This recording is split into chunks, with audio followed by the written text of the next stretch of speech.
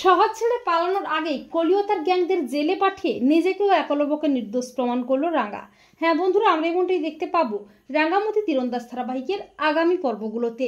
Drug পাচারকারী কলি রাঙ্গার মতো সেজে রাঙ্গার মুখোশ পরে তার গ্যাংদের নিয়ে ব্যাংক ডাকাতি করে, আর একলব্য কলির বোন চার্লি ও তার গুন্ডাগুলোকে সাহায্য করে কলির ডেরা থেকে কোনো ক্রমে পালিয়ে বাড়ি ফিরে আসে।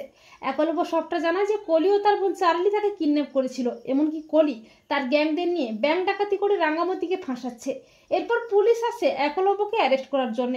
এরই মধ্যে লোকাল থানার পুলিশ আসে ব্যাংক ডাকাতির অপরাধী রাঙ্গাকে অ্যারেস্ট করার জন্য। তখন সত্যজিৎ বলে সবটা একটা ষড়যন্ত্র, রাঙ্গাকে ফাঁসানো হচ্ছে, ড্রাগ পাচারকারীরাই ব্যাংক ডাকাতি করেছে। রাঙ্গা বলে 24 ঘন্টার মধ্যে আসল অপরাধীটাকে সামনে এনে নিজেকে আর মোর উড়ানবাবুকে নির্দোষ প্রমাণটা করবই। এরপর সত্যজিৎ বিভিন্ন জায়গায় তল্লাশি শুরু করে। অপরদিকে যখনই কলি তার গ্যাংরা শহর ছেড়ে পালিয়ে যাবে করে, ঠিক তখনই রাঙ্গা হাজির হয়। রাঙ্গা তীর দিয়ে কলির লোকজনদের শাস্তা করে ও কলিকেও শাস্তা করে। রাঙ্গা বলে সত্যি করে বল, উড়ানবাবুকে তোরা কেন আটকে রেখেছিস, আর তোরা কেন মোর মতো সেজে ব্যাংক ডাকাতি করে মোর বদনামটা করছিস? সত্যিটা পুলিশের সামনে স্বীকার করবি, তা না হলে তীর দিয়ে এফর এফর করে দেবো।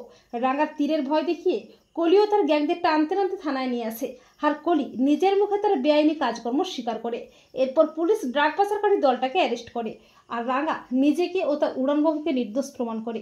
তো বন্ধুরা, তোমরাও এটাই চাও তো যে শহর ছেড়ে পালানোর আগেই কলিও তার গ্যাংদের জেলে পাঠিয়ে নিজেকে ও একলব্যকে যেন নির্দোষ প্রমাণ করতে পারে রাঙ্গা? কমেন্ট করে এক্ষুনি জানিয়ে দাও তোমাদের মতামতটি।